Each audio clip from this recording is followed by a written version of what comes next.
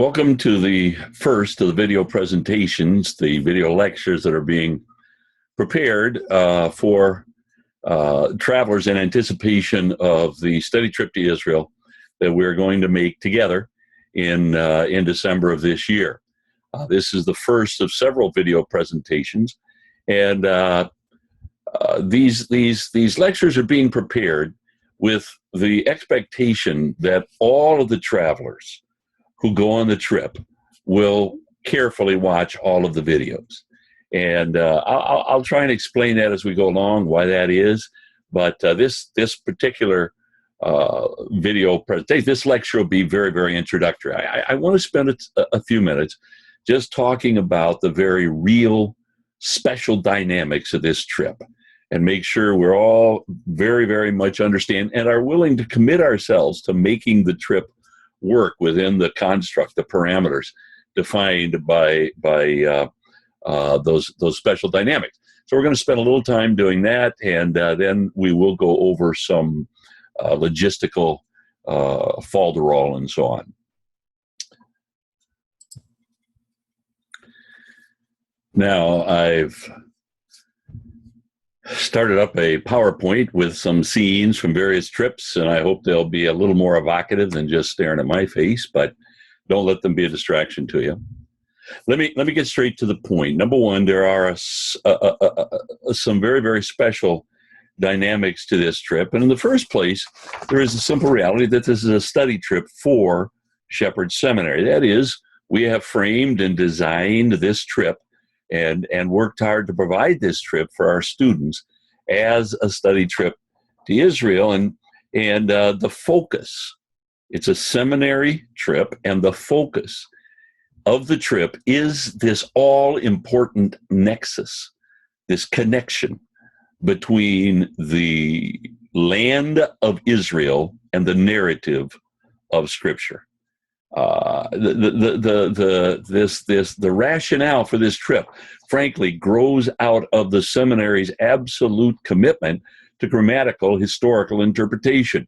Now, let me take just a moment, if that's a new phrase to you. It's what you're used to doing, and I trust it's what you're used to listening to your pastor do week by week. But grammatical historical simply means that the meaning of the text is embedded in the text. That is, it is the author, the original author, the human author under the superintending ministry of the Spirit of God that we know of as inspiration, to be sure. But the human author insinuated the meaning into the text. And our job today is simply to mine that meaning out of the text. That's what we call exegesis. And in order to do that, we have to pay careful, rabid, deliberate, sustained attention, first of all, to the historical setting, to the context, the historical context, and also the literary context, and then to the actual words on the page, the grammar. So there is the notion in many quarters of the world that the Bible is some sort of a mystery book, that there's some sort of a secret code ring you have to really understand it, that the meaning is hidden beneath the words on the page. We absolutely reject that, and thinking, deliberate, believing Christians have in fact rejected it across the ages. But the point is simply this, that we as a seminary are absolutely committed to historical, grammatical interpretation, allowing the text to say to us what it is trying to say. And we need to understand it in its historical context and geography and topography and climate and geology and agriculture and routes and regions and distinctive cultures. All of that is part of history. And so there is simply it's hard to imagine a tool which is going to be more helpful in the effort to handle the Word of God aright. And of course, that's our stewardship as a seminary, is to train students, men and women, young people, not so young people, praise God for all of them. But our stewardship is to train them as to how to handle the Word of God. And, I've often argued that there's an instructive analogy between a trip to Israel and the study of the original languages. And what I mean by that is this, that a person can study and love and cherish and understand and rightly teach the scriptures without learning the original languages. And most do, and most have. On the other hand, when you come to seminary, we're going to work hard to teach you the original languages because it just gets you that half step closer to understanding the way they thought, the way those authors in that day thought and wrote and so on. And I think the same thing obviously is true for a study trip to Israel. You can study and cherish and understand the Bible without going to Israel, and most have. As a matter of fact, it's stunning that you and I live in the little window of time when Israel is actually accessible from 70 AD, when the Romans destroyed the temple and the city of Jerusalem and so on, until basically 1967, 70 AD to 1967. That land was functionally, if not physically, inaccessible. Today it's wide open. So here it is, wide open to us. And my point is it absolutely imperative that a person go to the land of Israel in order to study the Bible, in order to understand the Bible? Of course not. But it is a huge asset, and it's available to us. And so we as a seminary have committed ourselves to getting our students in the course of their studies to Israel for a genuine, careful study trip to Israel. And we are delighted to have non-student travelers travel with us. We have some non-student travelers whom we refer to as ministry partners. And we rather hand select. We don't just invite come one, come all, but as God causes our paths to cross, we invite folks who are in ministry and who have not had the opportunity to study in Israel. As we have space on the trips, we invite them to come at our cost, and we offer them a hugely reduced land cost. Now, we don't do air, you know that. We don't have anything to do with your getting there. We just, once you get there, but we offer the trip at a land-only cost. But the point is that we do, in fact, invite ministry partners, and we offer them the trip at our cost. So it doesn't cost us anything, but by the same token, it's a very, very good price. And we make friends for the seminary, and we minister to people in ministry who have this opportunity to go and study. It's been a fabulous delight to have just any number of ministry partners. And we also offer the trip, quite frankly, and many of you are familiar with this, but I want to get it on the table, at what we call to what we call donor partners. And donor partners, we offer the trip at it really is, and I won't do my used car salesman shtick here, but the price that we offer the trip at is a very, very reasonable market price. But because of the dynamics of this trip, and because this is a donor-based trip, and because we've worked so hard to get the cost down, we can actually take both the donor partner, and he will cover the land cost of one of the students. And so it's been a huge boon to us. We have to keep raising the money year by year to get these students to Israel. This is our commitment. We believe in it, and God's blessed it, but it's a huge help. So all that to say that there will be students on the trip, and then there will be donor partners, and there will be ministry partners. And we believe that it's in God's sweet and careful providence that just this group will join together to be there, and we're looking forward to it. But I say all that to make this point, that this is a Shepherd's Seminary study trip. And that brings me to perhaps the second dynamic. And that is, and everybody needs to understand this will be a demanding trip. It is physically demanding. First of all, just the schedule. You know, we go in December. I'll take the time just to explain very quickly why we do that. In order to get the trip down so that we could afford the trip, given the fact that we're raising the money from donors, we went to the hotel owners and so on in Israel that we work with in other times, and we said, look, this trip We need to get the cost down. And I asked him, I said, would you be willing? I said, I have no right to ask this, but would you be willing to give us the trip, this trip, only this trip? I take other trips, we pay market price, obviously. Would you be willing to give us this trip at your cost? Don't make any money out of us. And I said, now, I would never ask you to do that when the hotel is full. So you tell me when the hotels are empty and you're not going to be losing money on us. And then I'm asking you to give me as remarkably low a price as you possibly can just for this one trip. And they were, the hoteliers were so helpful, but they said, well, the time to come is between Thanksgiving and Christmas because it's empty, and it is.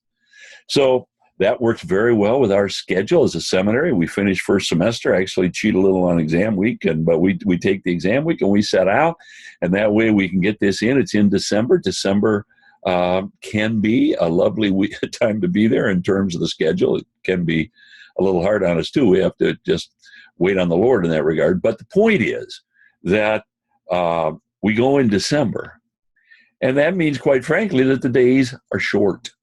That is, we are going to, daylight savings time is not in force, and so we'll have to start early, and we'll go hard every day. I'm just saying that this is a study trip. It's pleasant. It's delightful. You'll enjoy every day, I think, perhaps more than the one before, but you will work hard. And I can't overstate how important it is that everybody be physically and psychologically prepared for working hard, because we will work hard. I will be very disappointed if you're not a lot more worn out when you get home than you were when you arrived. So, and frankly, if that is horribly intimidating to you, and let me just say, because I have the spiritual gift of speaking out of both sides of my mouth, I like to say that along the way we can make adjustments and so on. If there are those who are not our students, but some of the non-student travelers who don't want to make this extensive hike and so on, we can certainly roll with that punch, and we can make those adjustments. The real issue is just day by day walking, because we can't move any slower than the slowest person. And so it's terribly important that you prepare yourself, as I say, physically, be walking. And let me advise you of something. Be walking up and down stairs. That's what I have it quite consistently. People say, well, I've been walking 3-4 miles a day, but it's just kind of level stroll, maybe up a little.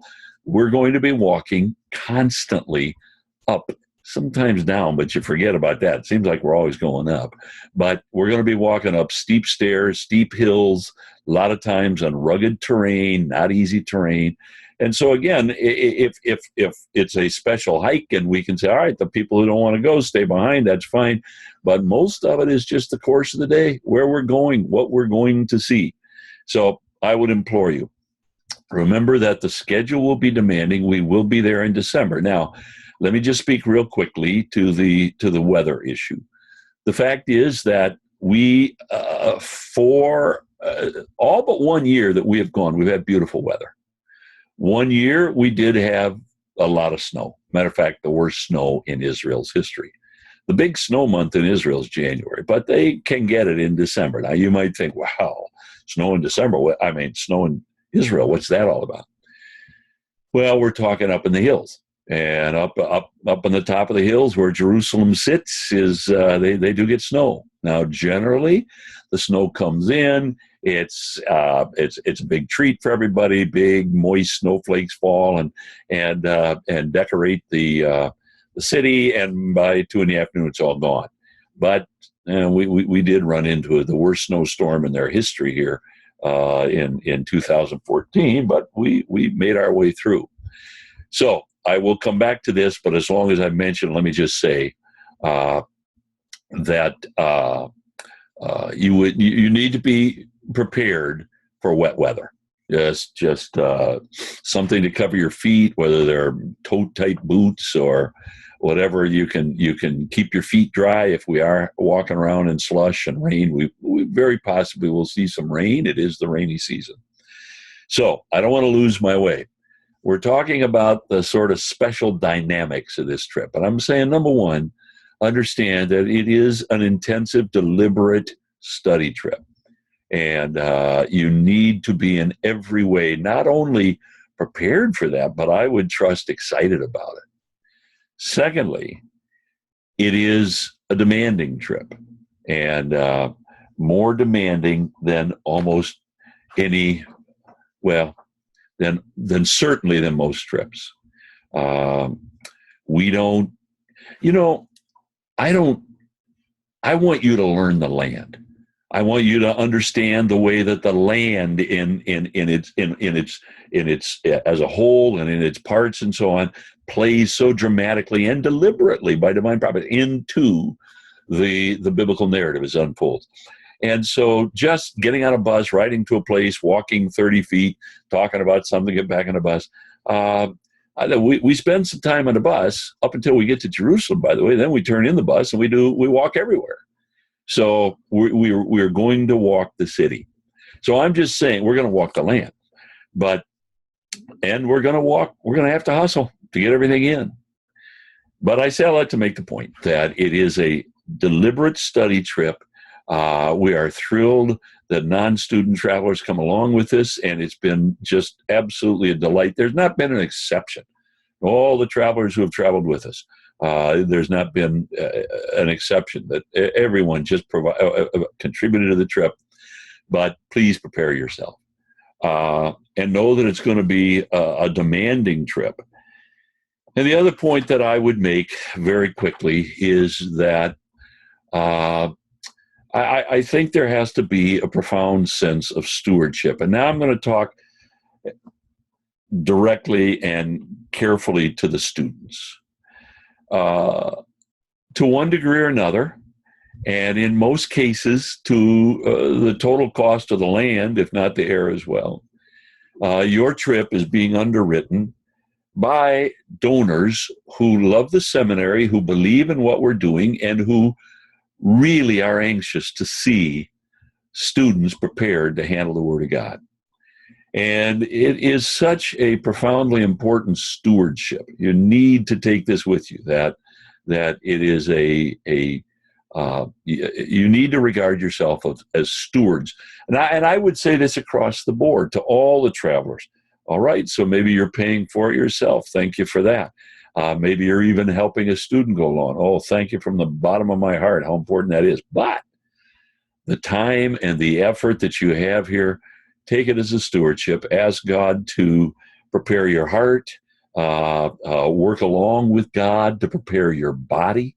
And let me just say that these trips in every case have been an absolute delight, and people have learned to love one another and make new friends and deepen relationships.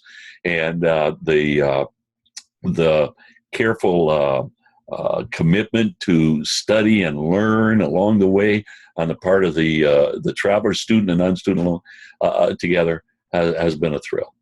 So I'll leave it at that. I'm just going to say once again that it is so important to that we knit our hearts and our minds and our soul spirits together in this commitment to make everything we possibly can of this trip. And I always tell people that the spirit that says of Paul that the other person is more important than I am, putting the other person first, becomes so important. But we'll talk a lot about those things as we go. Now, let me turn to some administrative details. And all of this is going to be just a bit pedantic, I can say that. But it's really, every one of these points that I've written down here, I'm going to remind myself of, are very important. So I'm going to go quickly, but stay with me. In the first place, it is absolutely imperative, and it will be to your immense advantage, all of you, students and non-students alone, to get very used to the Moodle site. Now, I'll tell you what's at stake. We at Shepherd Seminary have a educational software called Populi, and the students get very familiar with Populi. But I have built this course on Moodle, and I've done it with the help of my dear friend Clayton Schultz out at TWI, and Laramie, who actually understands Moodle. Moodle is an open source educational software. The problem is simply this. The Populi, that is our Shepherd's educational site, is not available to non-students. So, and it's very, very important that everybody have access to this material. And so I've loaded it up here in Moodle. Now, I'm not going to take the time. If you have not gotten into the Moodle site, you need to do it as soon as possible. And if you need instructions, get a hold of me or Ann, and I'll walk you through it. But I'm going to take you into, you can see it here on the screen. Here is our Moodle site. And so if you open it up, this is what you will find. Now, let me just say that this is not, we'll be refining this. There are elements of it that I still need to work on, but I wanted you to get started on it. So let me just walk you through it. This is going to be horribly tedious, but again, there is a discussion forum here at the beginning, and you're welcome to use that. I will say that I don't check it, so you might drop me an email if you put a question up there, and I'll get to it. But then you have general information, and this general information is just as it says. It is just information you need to know about the trip. There is the class syllabus here for the students. Not all that important, but I mean, it is important, but most of the material you'll find right here. This final program, the 2016 program protocol. Listen, what that is just sort of it's a more carefully developed treatment of what I talked about a few minutes ago, the dynamics and the character of this trip and what it's all about and what we ask of people who are accompanying and what we ask of our students. And so we ask you to read through this, our students especially. Then you have a packing list, obviously. And let me just say in that regard, because I'm not going to come back to this much, go through the packing list. I would just two strong imperatives. Number one, pack light. Do everything you can to pack light. Remember that whatever you haul along there, you got to take from place to place. And we try and make it as easy as possible, but you're so wise to pack light.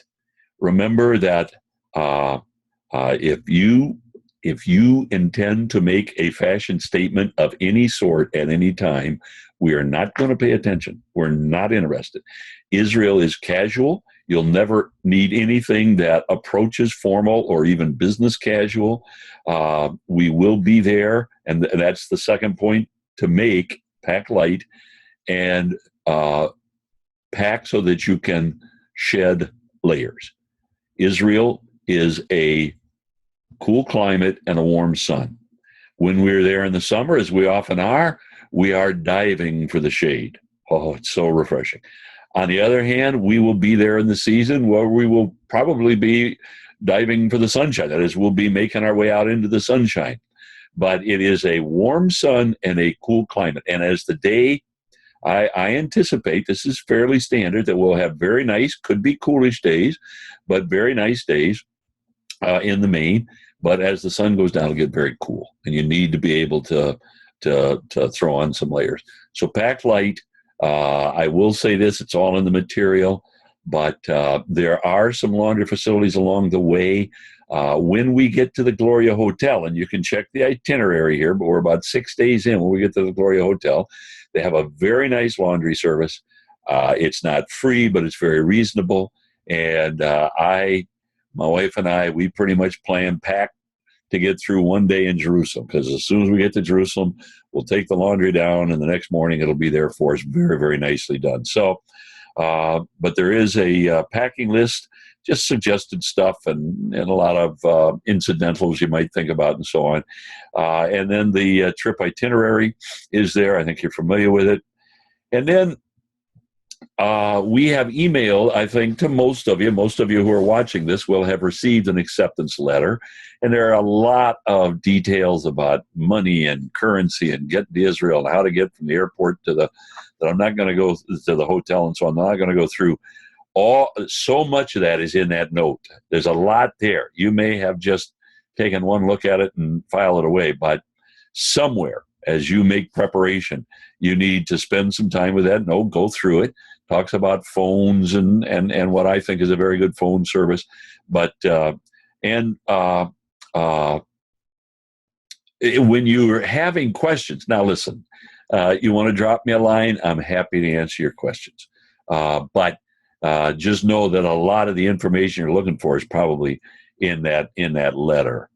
And the same thing with the travel information. This generic travel. This is something I put together over the years, so there's a lot of overlap between that and the former one. But it's worth looking at. All right, so that's just to prepare you, general information about the trip, how to pack, and what to expect, and so on, for you to go through. Now, the second section here is information we need from you. I can't overstate this. We need you to register on Moodle, because this is how we can harvest all of the data. If we need to know your flight schedule, we don't have to put it in, you put it in. So we can get at all this, and we can get at it any time. So if you would, and I'll just warn you, if you're traveling as husband and wife, you both have to do it. All right, it's kind of a pain.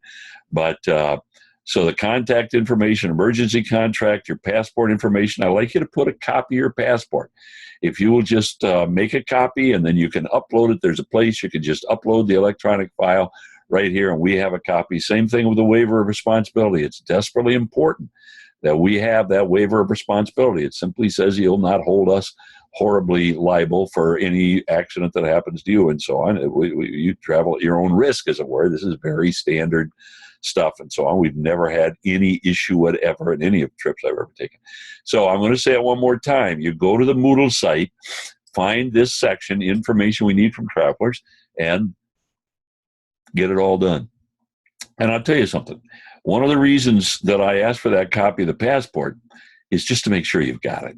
I can tell you horror stories about people who were fully confident that their passport was, in the drawer, and they couldn't find it. When they got it out, it was already expired or ready to expire. And remember that you cannot leave America on a passport which is going to expire within 6 months of when you intend to return.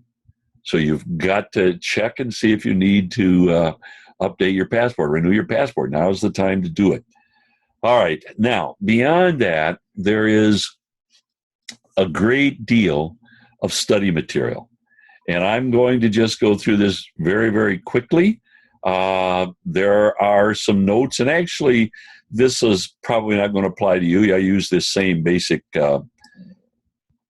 material on Trip After Trip, and I'm actually going to go through these Bible geography and geography of Jerusalem notes with you in later lectures. There are these class requirements, the Atlas quizzes. Now listen, I just cannot overemphasize how valuable it's going to be to you to read this book. I'll get it up here where you can see it. This book, the Satellite Bible Atlas, written by Bill Schlegel, dear friend, longtime colleague, and just a tremendous, you're going to get to know him because you're going to watch some videos that he's produced and so on. So now the students who are taking this for credit are required. As a matter of fact, the students who are not even taking, if you're a student and you intend and you're going on this trip, even though, because not all students need the 3 units of credit, so they don't take it, but you're still obligated to read this book and do these Atlas quizzes. Now, if you're not a student, I would so strongly recommend that you read this book. It's a delightful read. It's hugely helpful. And one of the assets of this book is that it'll cause you to rehearse Bible history. Folks, one of the ways which you need to prepare your mind is really nail down the historical narrative of both Old and New Testament and intertestamental period, and it's all in this book. Folks, that's what we're going to be doing. We're going to be standing on this or that hill. We're going to be talking about this or that biblical incident. You want to be able to put that in the sequence of Old Testament history or biblical history, and then we're going to turn around. We're going to look at another later. That's the problem. These tells a lot of eras, epics, biblical eras are represented in a given tell, and it all starts to tumble in on itself. And so it's so terribly important to have the biblical narrative well settled in your head. Here, I'm going to do this as I sit here. So I'm not going to try and solve it because I'll embarrass I could do it, but just a little exercise. Think about these names. Maybe you take a piece of paper, you got one while you're writing, while you're there, write down these names. I'm going to do it alphabetically. I'm going to try to. Abraham, Caleb, Daniel, Jeremiah,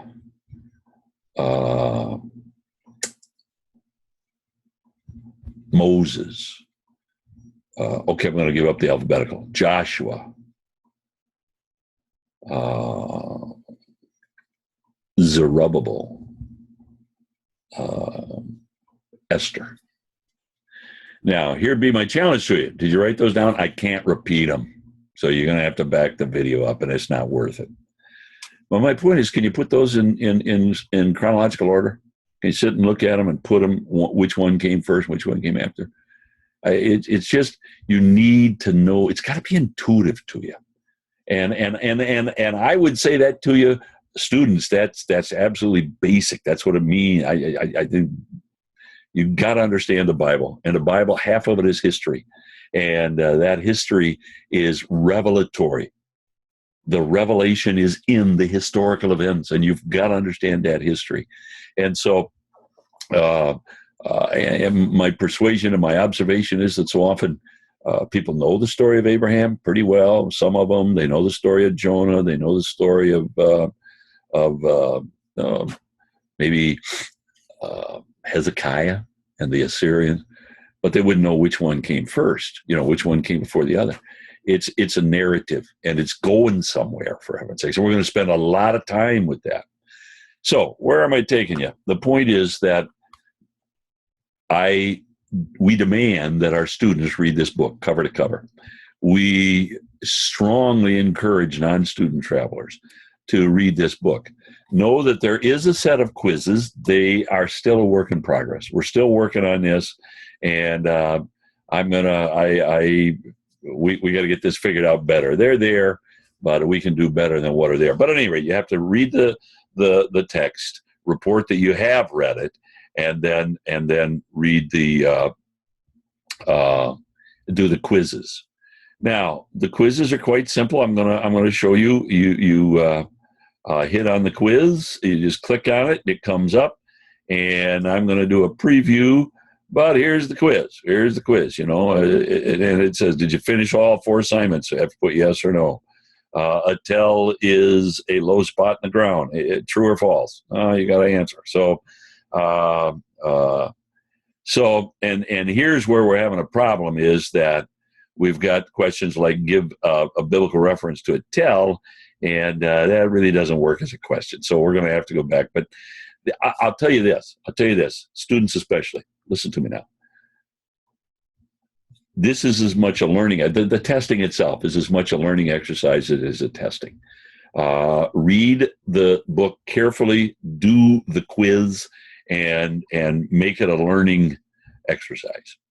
Don't learn this book is what I'm saying. Now, let me mention one other element here, and that is that when Bill wrote this book, he was obviously restricted in space because each page features a large map, and these maps, by the way, are photographs. They're NASA photographs. That's why he calls it the Satellite Bible Atlas. And he did all the cartography, put in the routes and the regions and the cities and so on.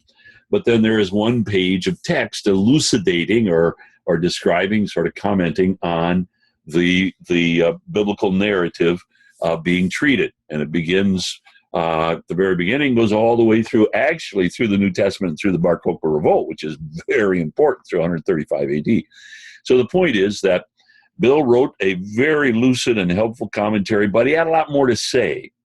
And so if you look on the Moodle site here under class requirement, the first entry here is not a quiz, but actually a document, which is an expanded commentary.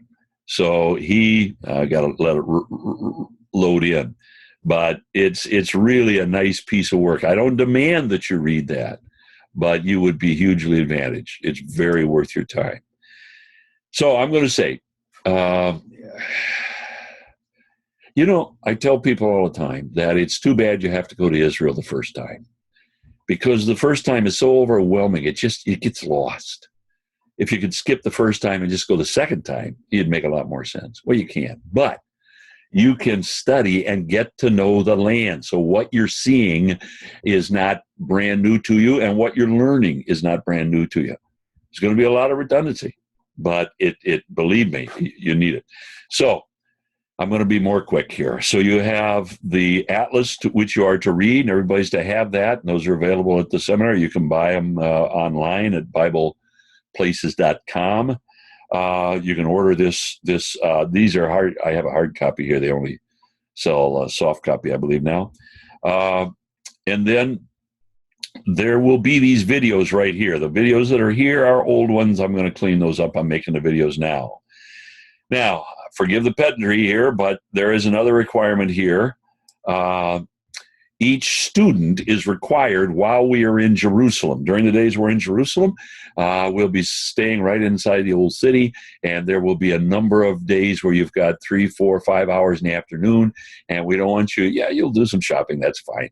But we give you in the study booklet, which you'll have, a list of about 40 different places easily walkable or easily reachable in Jerusalem that we don't visit as a group, and we demand that you find 3 of those and find them yourself. And the rationale here is primarily this, that I want you to get to know Jerusalem, and you don't do it by getting off a bus and walking 30 feet.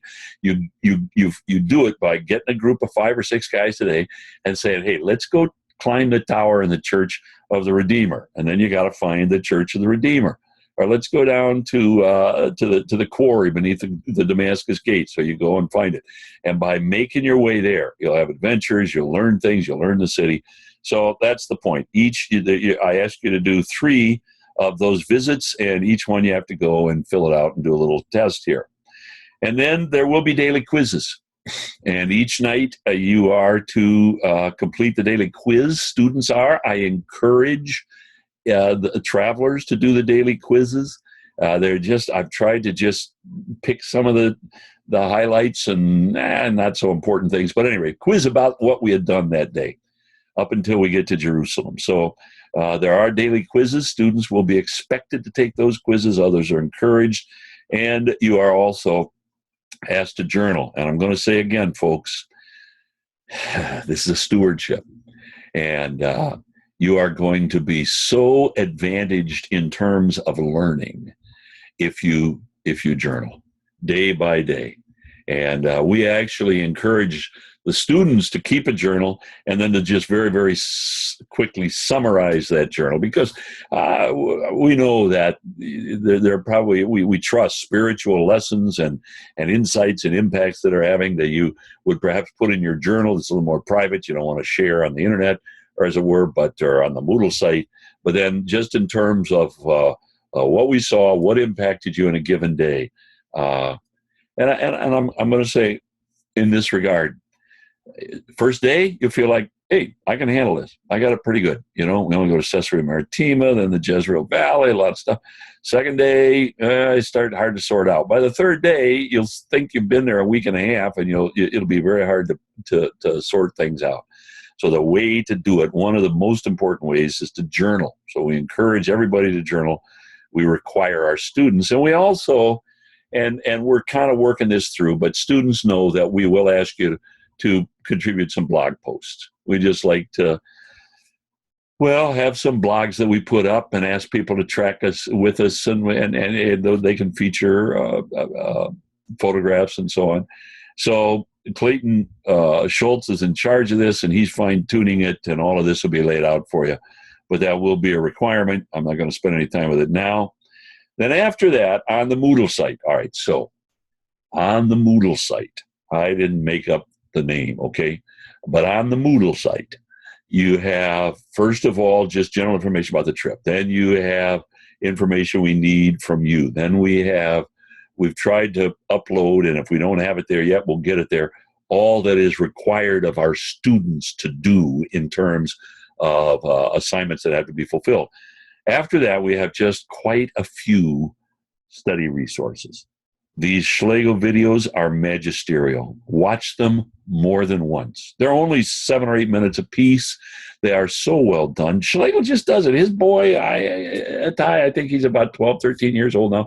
He's very, very adept with a little, really, it's not a hugely expensive, but a little, what a drone, with the camera and so on. And they just go out and film these things, and he teaches at a campus over there, and so a lot of times you'll get the students involved in these things, but they are magisterial. I just can't say enough for them. So now I will be using this in the course of the geography, so you may see some of them there. But they're fun, they're brief, they're well done, and he keeps adding to it. And you can go to his YouTube site and find all these as well. But if you just click on one of these, I'll just pick one. Here is, let's go to the Sea of Galilee. It'll go straight to and you can make it the full screen if you wish.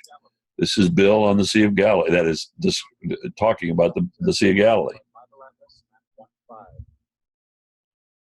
The area depicted on map 1.5 is located in the northeast corner. Should be able to hear it better than that, but all right, now I followed it up. But anyway, you can get them right here. You can get them on the Vimeo section. Now what you do if you're in the Moodle site and you click to one of these videos of Bill's, then you have to just back arrow to get back to the, here we are. So you have those, then you have, I have some notes that I'll actually use later on in just sort of surveying the Old Testament narrative because it's so important.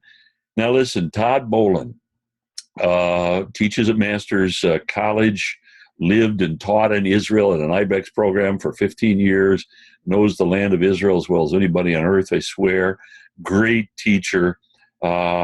He gave me permission to give you access to some lectures he did in anticipation of a trip that he took with his church in Dallas.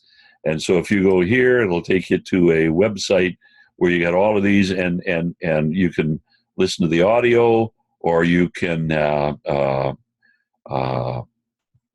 is it only audio? I think I also have it's audio, but then you have the PowerPoint. So you pull up the PowerPoint, you just kind of follow along, and you listen to the audio lecture, but trace it with a. Now they're longer, and they're pretty detailed, but it's a lot of helpful information. And Todd very graciously, this is some years ago, and I haven't asked him again. I hope it's okay, but I keep using it there. They're very, very good. And then these 7 concepts, actually, we're going to go through those. So I give you a lot of material on the life of Jesus. It's sort of a thing with me. And so there are some lectures you can listen to. We will spend a lot of time, both in Galilee and throughout the trip. We will, and I guess it would have been nice if somehow God had laid out the geography so that the narrative kind of moved from one place to another sequentially, but it didn't. And so we've got to, in every place we find ourselves practically, we've got to be talking about this era, then this era, then this era.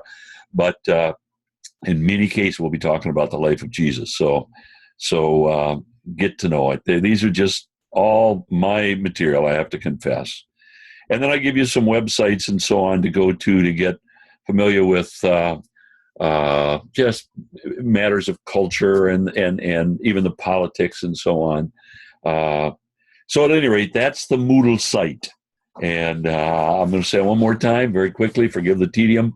First of all, there is just general information. You'll need that. This is the place to go, by the way. You just download it. You just download all that information up there. For instance, the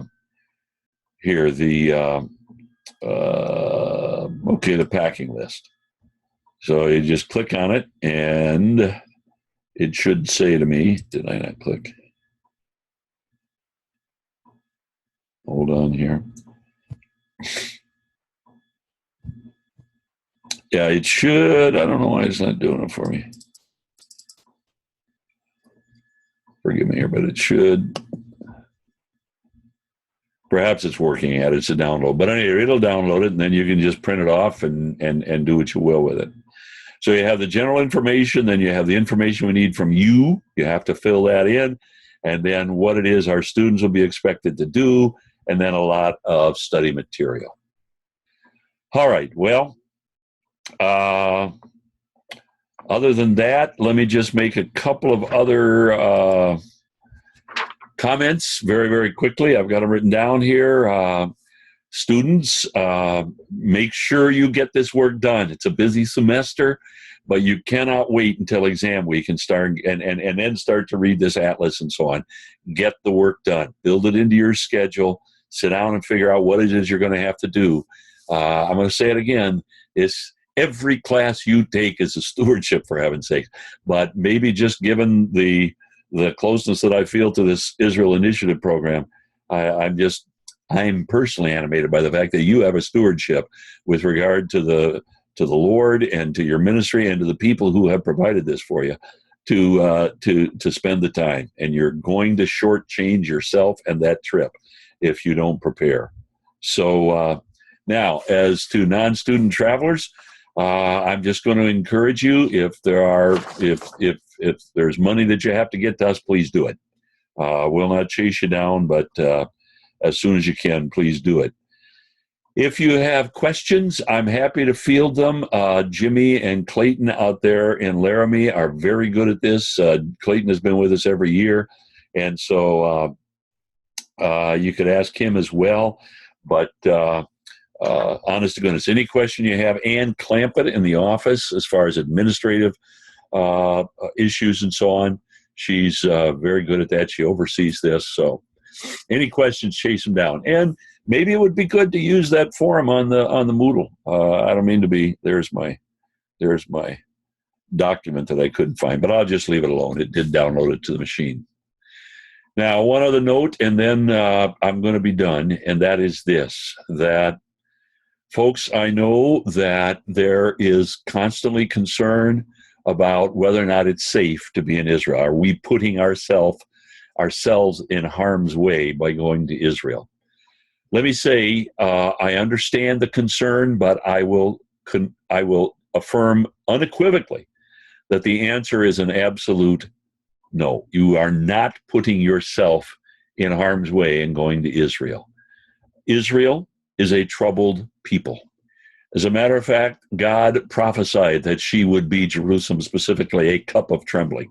And the fact is that Israel is surrounded, they like to say that we're nice people who live in a very bad neighborhood. And she is surrounded by people who want to do her harm. And so there is occasional unrest. But here's what you need to understand.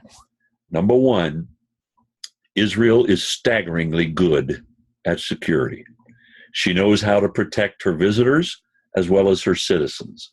And she does it very, very carefully and deliberately and resourcefully and perseveringly.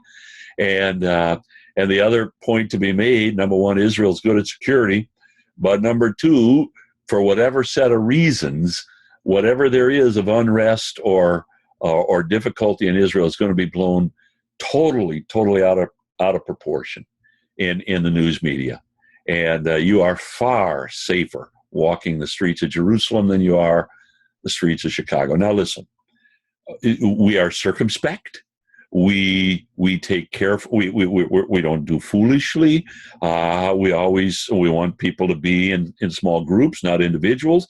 There may be certain parts of a given place that we say don't go there. It's just it's not because it's horribly dangerous, but it's not where visitors go, and it's not a place for tourists. Just don't go in that direction. Just like you would if you were in London or Paris or Chicago or your hometown, you're going to be circumspect about the way you move about. But I will just say that I've been to Israel scores of times over the last 7 or 8 years. I have never, ever, and I've been there when there was some measure of unrest broiling, and when tourism was down because of it. I have never encountered the first hint of any sort of personal danger, and I've never felt myself in any sort of jeopardy, or any of the travelers that were with me. So I'll just go on record. I will say this. I will never try and twist anybody's arm to talk you into going. If you're really skittish about going to Israel, you probably shouldn't go. But on the other hand, I will say, after I put my arm around you and say, well, that's how you feel.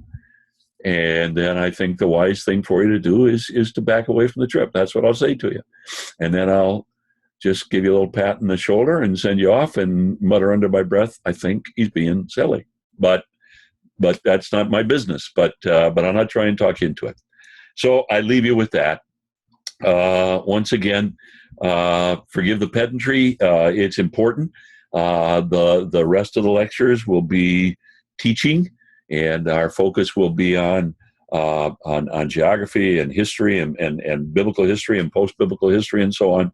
So there'll be, as I sit here now, I plan about 8 more videos, about a half hour each one. But thank you for the time. Be much in prayer. Work hard at getting physically fit. Come to us with any questions, and we will be working to get the list of travelers settled very, very soon. So probably by the time you watch this, that'll be a given. But be much in prayer, and we're looking. I would say Ebenezer again and again, including the trips from Israel. God is so blessed and marvelously just really made the trips into such delight.